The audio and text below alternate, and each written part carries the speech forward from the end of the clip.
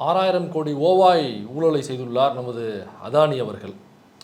இந்த 6000 கோடி ஊழலும் டான்ஜெட்கோ, அதாவது தமிழ்நாடு மின்சார உற்பத்தி மற்றும் பகிர்மான கழகம், இதற்கு 2012 to 16 நிலக்கரி இறக்குமதி செஞ்சதில்லை. அதாவது வெளிநாடுகளிலிருந்து இங்கே இறக்குமதி செஞ்சதில்லை. அதானி மூலமாக கிட்டத்தட்ட 6000 கோடி ஓவாய் 2012 to 2016 நடந்ததுக்கு 2012 to 16 அதிமுக ஆட்சி. அந்த அதிமுக ஆட்சி காலத்தில் கிட்டத்தட்ட 6000 கோடி ஓவாய் இந்த நிலக்கரி இறக்குமதியில் ஊழல் நடந்திருக்கு. அப்படிங்கிறதுல மேற்கு வங்கத்தினுடைய எம்பி கேண்டிடேட் மகுவா மொய்த்ரா அவர்கள் ட்வீட் போட்டு ஒரு பெரிய அதிர்வலை ஏற்படுத்தியிருக்காங்க. இதை விட்டு ராகுல் காந்தியும் இந்த ட்வீட்டை பண்ணியிருக்காரு, 6000 கோடி ஓவாய் ஊழல் அப்படிங்கிறத. இந்த 6000 கோடி ஓவாய் ஊழலை அதானி இறக்குமதியின் மூலமாக செஞ்சுருக்காரு. அப்படின்னாக்கா அதானிங்கிறவர் இந்தியாக்காரர் தானே, அது எப்படி வெளிநாட்டிலேருந்து இந்தியாவுக்கு இறக்குமதி செஞ்சதில்லை, அதுவும் குறிப்பாக தமிழ்நாட்டுக்கு இறக்குமதி செஞ்சதில்லை. அதானி எப்படி வெளிநாட்டிலேருந்து இறக்குமதி செஞ்சதில்லை, வெளிநாட்டில் ஒரு கம்பெனி இருக்கா, இப்படி பல கேள்விகள் இருக்கு இல்லைங்களா. இந்த பல கேள்விகளுடைய தான் இந்த வீடியோவில் நம்ம பாட்டு கூட பார்க்க போகிறோம்.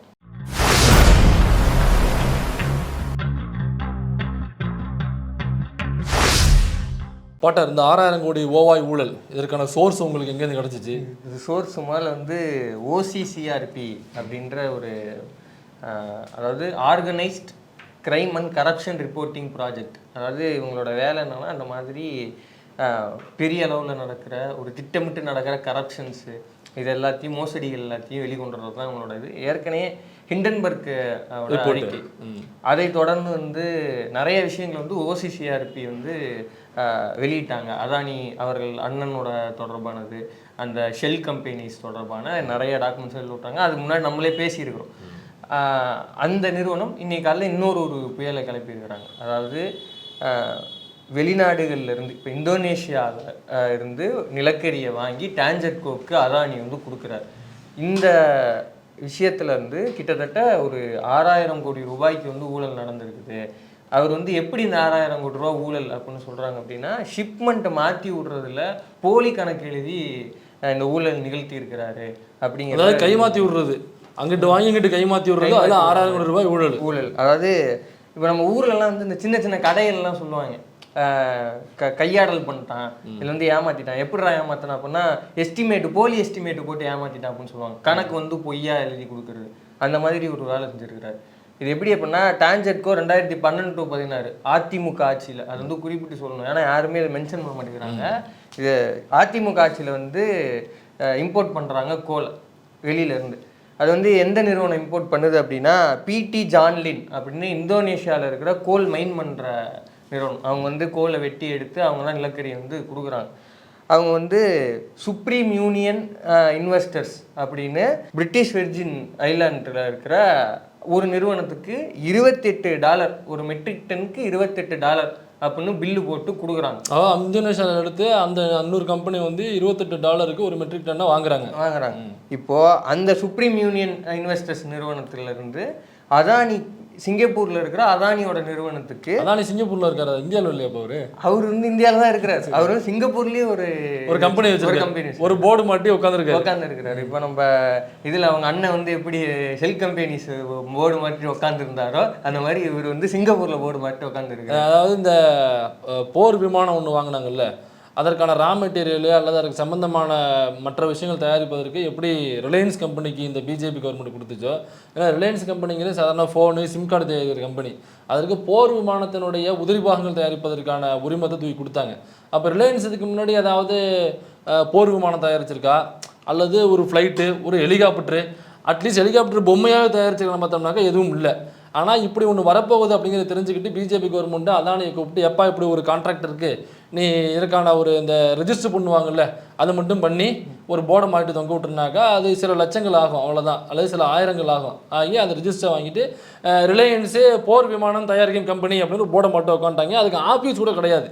அதுக்கு தான் பல கோடி ரூபாய் மதிப்புள்ள அல்லது பல லட்சம் கோடி ரூபாய் ரொட்டேஷனில் இருக்கிற அந்த கான்ட்ராக்டை தூக்கி கொடுத்தாங்க. அதே மாதிரி இந்த கோல் கம்பெனியாக அவங்களுக்கு தூக்கி கொடுத்துருக்காங்க. ஆமாம், அதே மாதிரி இன்னொரு கிளாசிக் எக்ஸாம்பிள் சொல்லணும் அப்படின்னா, இந்த அமிர்த் காலை தொடர்ந்து இது எல்லாரும் வீட்டில் கொடி ஏற்றணும். சரி, என்னடா கொடி ஏற்றணும் அப்படின்னா, இந்த கொடியை தான் நீங்கள் ஏற்றணும் அப்படின்னு பாலிஸ்டரில் எடுத்தாங்க. பாலிஸ்டர் கொடி. ஆமாம் ஆமாம், அந்த கொடியில் என்ன ஓட்டு இருந்தது அப்படின்னா, மேட் இன் சைனா. அந்த கதையாக தான் இது. இந்தோனேஷியாவில் $28 பில்லு போட்டு, யாருக்கு பில்லு போட்டு கொடுக்குறோம்னா பிரிட்டிஷ் வெர்ஜின் ஐலாண்டில் இருக்கிற ஒரு நிறுவனத்துக்கு $28 அவன் விற்கிறான். அவன் திரும்பி வந்து அதானிக்கு சிங்கப்பூருக்கு அனுப்புகிறான். எவ்வளோட பில்லு போடுறான் அப்படின்னா $34 பில்லு போட்டு 28 வாங்கி அவரு 34க்கு இங்கிட்டு விற்கிறார். திரும்பி அந்த $34 இதை டான்ஜெட்கோக்கு எவ்வளவுக்கு வந்து அதானி கொடுக்குறாரு அப்படின்னா $92 கொடுக்குறாரு. 34க்கு வாங்கி இங்க 94க்கு தலைவன் தள்ளி விட்டா. அப்படி சிங்கப்பூர்ல இருந்து ஒரு கம்பெனில இருந்து வருது அப்படின்னு சொல்லி தள்ளி விட்டார். இப்போ அந்த நிறுவனத்தை வாங்கி அதானி கொடுக்கறதுக்கு இந்த இடைப்பட்ட இந்த அமௌண்ட் எல்லாம் இருக்குதுல்ல, இதுதான் வந்து ஊழல். 6000 கோடி ரூபாய் ஊழல் நடந்திருக்கு. ஆமா, இது வந்து ஒரு இதுக்கு இல்லை, கிட்டத்தட்ட ஒரு 24 ஷிப்மெண்ட்ஸ் வந்து டான்ஜெட்கோக்கு அவங்க கொடுத்துருக்குறாங்க. இவங்க 22 ஷிப்மெண்ட்ஸ் வந்து பொருத்தி பார்த்தா 22லையும் இப்படி வந்து ஒரு பில்லிங் தில்லாலங்கடி நடந்திருக்குது. அதாவது போலி எஸ்டிமேட் மாதிரி போட்டு எழுதி கொடுத்துருக்காரு. இது முதல் கட்டமா 6000 கோடின்னு வந்திருக்கு. இன்னும் போக போக அதில் தோண்டி துருவி பார்த்தோம்னாக்க இன்னும் எக்கச்சக்கமான இன்னும் நம்ம டான்ஜெட்கோ மாதிரி மற்ற ஸ்டேட்களில் வந்து 1-2 ஸ்டேட்டில் வச்சிருக்கிறாங்க. அந்த ஸ்டேட்ஸுக்கு அதானி எவ்வளவு கொடுத்தாரு, அப்போ அதுக்கான தொகை என்ன, இதெல்லாம் இனிமேல் ஃபர்தர் இன்வெஸ்டிகேஷனில் தான் அதெல்லாம் தெரிய வரும். இப்போது வெறுமனே நிதி மோசடிங்கிற அளவில் மட்டும் இது கிடையாது. இப்போது அந்த இந்தோனேஷியா மைனிங்லேருந்து அவன் வர்றப்போ ஒரு பில்லு வந்து கொடுக்குறாங்க. அந்த ஓசிசிஆர்பி அந்த பில்லையும் வந்து காட்டுறான். அந்த பில்லில் தெளிவாக என்ன மென்ஷன் பண்ணியிருக்குது அப்படின்னா, இந்த நிலக்கரியோடைய தரம், அதாவது 3500 கேலரிஸ் பர் கேஜி அப்படிங்கிற அது தரத்தை சொல்கிறாங்க. தரத்தில் அவங்க மென்ஷன் பண்ணியிருக்காங்க 3500 கேலரிஸ் பர் கிலோ. இப்போது இது வந்து அந்த தரம் நீங்கள் எத்தனை ரூபா கொடுத்து திரும்ப அதிகமான ரூபா கொடுத்து வாங்கினாலுமே தரம் மாறாது. இல்லை, ஒரு கிலோவுக்கு 3500 கேலரிஸ் தான் இருக்கும். இப்போ இந்த தரத்துடைய விலைன்னு ஒன்று இருக்கும்ல, சந்தை மதிப்புக்கு ஒரு 3500 இவ்வளவுதான் கொடுப்போம். அப்போ 4000 கேலரிஸ்க்குன்னா அதுக்கு இந்த விலை. ஒரு கேலரிஸ்ங்கிறது அதுக்கு தகுந்த மாதிரி கரண்ட்டை ப்ரொடியூஸ் பண்றதுக்கு அதிகமான எவ்வளவு, அதாவது அந்த தரத்தை பொறுத்து தான் அது எவ்வளவு புகையை எமிஷன் பண்ணுது, அது எவ்வளவு வந்து எஃபிஷியண்டா இருக்குங்கிறதெல்லாம் அதை பொறுத்து. அந்த நிலக்கரியினுடைய தரம் 1, 2, 3வது தரம் அந்த மாதிரி நம்ம புரிஞ்சுக்கிற மாதிரி சொன்னா அப்படி வச்சுக்கலாம். இப்போ இது பிரிட்டிஷ் வெர்ஜின் ஐலாண்டு போகுது இல்லையா, அப்பையும் பில்லில் என்ன மென்ஷன் பண்றாங்கன்னா 3500 கேலரிஸ். அவன் அங்கிருந்து அதானிக்கு திரும்பி சிங்கப்பூர் விற்கிறான்ல, அப்பையும் 3500 கேலரிஸ். அப்ப டான்ஜெட்கோக்கு வரப்ப எப்படி இருக்கணும்? 3500 கேலரிஸ் வரும். அது அங்கதான் இல்ல, அங்கதான் ஒரு எவ்வளவு சொல்றாருன்னா 6000 கேலரிஸ். இல்ல அது இப்படியா இருக்கும். ஒருவேளை அந்த நிலக்கரியை வச்சுக்கிட்டு இங்க உள்ள மாமாக்களை கொண்டு போய் சில யாகங்கள் பூஜைகள்லாம் பண்ணி 3500 நீங்க சொல்ற மாதிரி எத்தனது 6000 கேலரிஸா மாத்திருப்பாங்க. சுவாகா போட்டு மாத்திருப்பாங்க. இப்போ அந்த மந்திரம் சொன்னவர் யாரு, எங்க அந்த மந்திரம் நடந்ததுங்கிறதெல்லாம் அதான் இப்போ ராகுல் காந்தி சொல்லியிருக்கிறாரு. நாங்க வந்த உடனே ஜூன் 4ஆம் தேதி ஜாயின்ட் பார்லிமெண்டரி கமிஷன் அமைக்கப்படும். இந்த மொடானி ஸ்கேம்ஸ், அதாவது மோடி அதானி மொதானி அப்படின்னு அவர் காயின் பண்றாரு. அந்த ஸ்கேம்லாம் வெளியே கொண்டு வர போகணும். அன்னைக்கு வந்து தெரியும் யார் மந்திரம் சொன்னா, எந்த ஊர் வச்சு மந்திரம் சொன்னாங்க. இப்போது இந்த 6000 கேலரிஸ் பர் கிலோ அப்படிங்கிறது வந்து டான்ஜெட்கோட்ட நான் உனக்கு வந்து 6000 கேலரிஸ் உள்ள ஒரு தரம் வாய்ந்த ஒரு நிலக்கரியை கொடுக்குறேன் அப்படின்னு சொல்லி இந்த வெள்ளி வாங்குறதுக்கு வந்து நம்ம அருள் படத்துல வாங்குவாங்க. ஆமா, வடிவேலும் நான் வித்தனை எழுதி கொடுக்குறேன், நீ வாங்க 6000 கேலரிஸ் நான் வித்தனை எழுதி கொடுக்குறேன், நீ வாங்குறேன் எழுதி கூட 6000த்துல உனக்கு 2000 4000 அவ்வளவுதானே. முன்னே ஒரு செங்கல் எடுத்துட்டு போன மாதிரி இப்போ ஒரு 3500 கேலரிஸ் உள்ள ஒரு மட்ட ரகம்னு வச்சுக்கோம். ஒரு மட்ட ரகமான கோலை டான்ஜெட்கோ தலையில கட்டி விட்டு போயிட்டாங்க. அதாவது சவுக்கு சங்கர்ல ஆரம்பிச்சு அதானி வரைக்கும் எடப்பாடியை பார்த்தாலே ஏமாத்துற போல தோணும் போட்டு, அது சில பேர் பார்த்தோன்னே தோணும் போல தலையில கட்டிட்டு போயிட்டாங்க. இப்போ இதுல அந்த ஓசிசிஆர்பி நிறுவனத்திலே என்ன சொல்றாங்க அப்படின்னா, இப்போ ஒரு 3வது நபர், அதாவது ஒரு தேர்ட் பார்ட்டி யாரும் இதை வந்து அவ்வளவா தரம்லாம் செக் பண்ணுற மாதிரியான விஷயங்கள்லாம் இந்தியாவில் இல்லை. அதெல்லாம் ரொம்ப குறைவு தான். ஸோ அதனால் அவன் என்ன கொடுக்குறான், அவன் என்ன சொன்னாலும் அதான் 6500 இல்லை 10,500 சொன்னாலும் வாங்கி போட்டுக்க வேண்டியதான். வெளியூர் 4000 கூட எக்ஸ்ட்ரா போட்டு வாங்கிக்க வேண்டியதான். வெளியிலேருந்து யாரும் அதெல்லாம் செக் பண்ணிட மாட்டாங்க.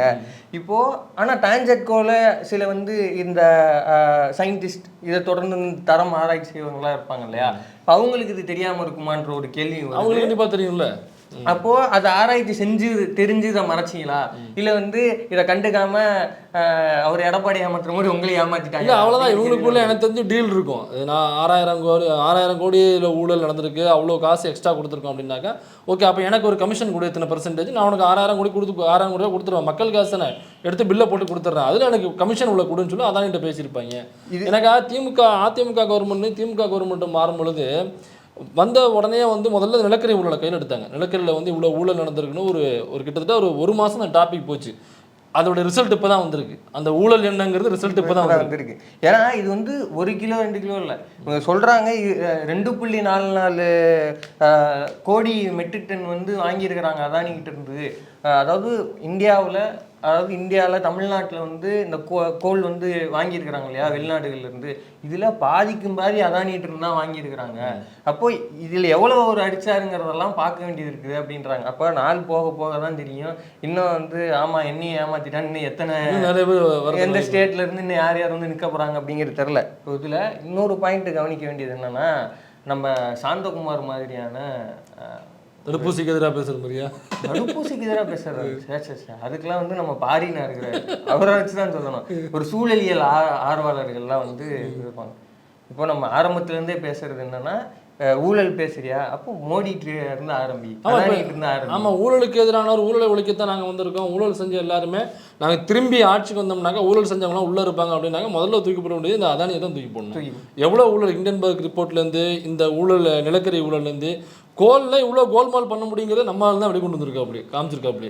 நீங்கள் கவலைப்படாங்கன்னா இந்த நிலக்கரியிலே இவ்வளோ ஊழல் போகலான்டா அப்படின்னு சொல்லிட்டு அப்போ அவர் தான் தூக்கி முதல்ல உள்ள வைக்கணும். இப்போ நம்ம தொடர்ந்து வந்து மோடியை பற்றி பேசுவதோ, பாஜக அரசு வந்து இப்படி ஒரு பாசிச தன்மையோடு இருக்குது நம்ம சொல்கிறது, அவங்க மேலே இருக்கிற ஊழல் குற்றச்சாட்டு எந்த அடிப்படையில்னா, நேரடியாக அவங்க வந்து மக்கள் பாக்கெட்லேருந்து பணத்தை திருட்டுறாங்க, மக்கள் பாக்கெட்லேருந்து பணத்தை திருடி அவங்க வச்சுக்கிறாங்க அப்படிங்கிறது தான் பிரதம குற்றச்சாட்டு. அந்த குற்றச்சாட்டுக்கு பெரிய எக்ஸாம்பிளே இதுதான்.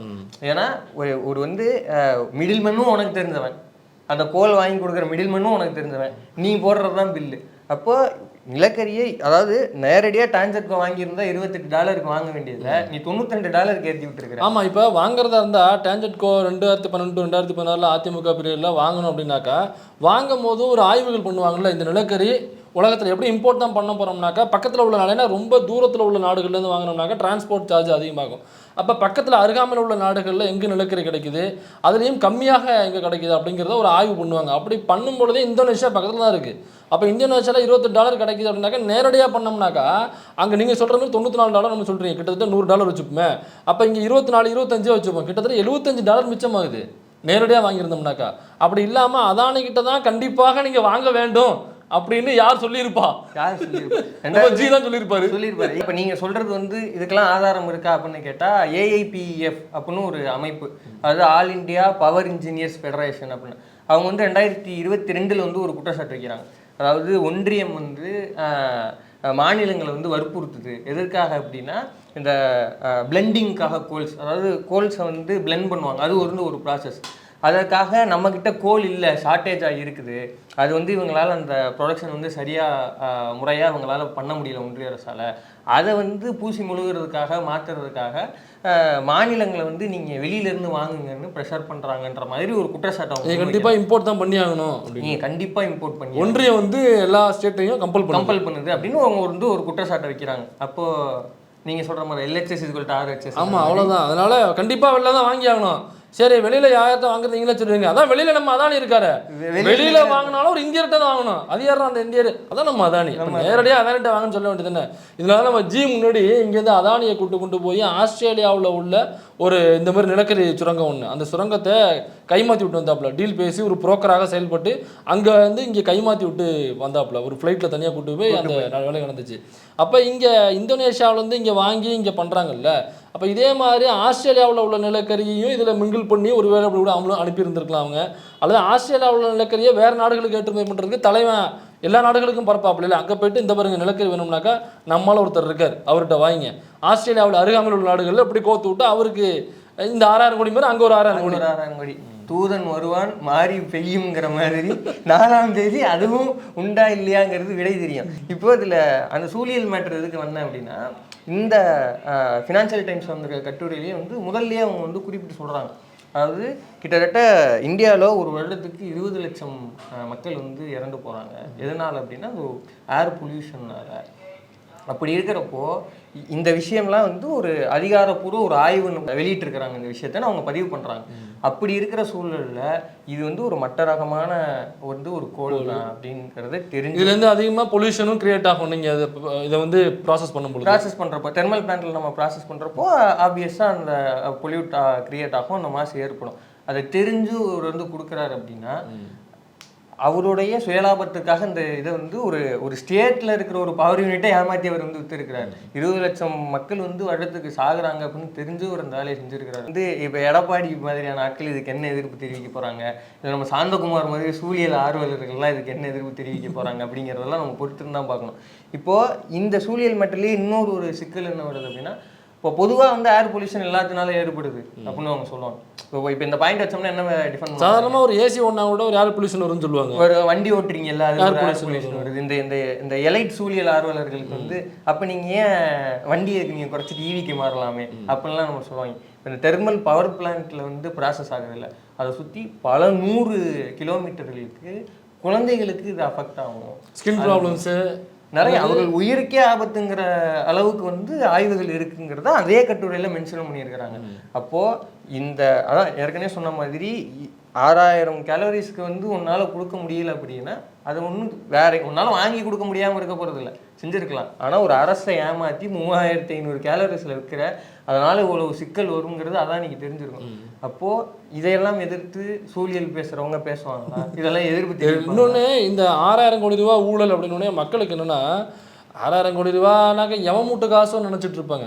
கவர்மெண்ட் காசுங்கிறது எவமூட்டு காசும் நினச்சிட்டு இருப்பாங்க. கவர்மெண்ட் காசுங்கிறது நம்மூட்டு காசு தான். நம்ம கட்டுற வரிப்பணம் இருக்கு இல்லையா, ஒவ்வொரு ரூபா வரிப்பணம் இருக்கு இல்லையா, அந்த ஒரு காசும் தான் வரிப்பணமாக போய் உட்காருறது. அந்த காசுலேருந்து எடுத்து தான் இந்த 6000 கோடி ஓவாயை கொடுத்துருக்காங்க.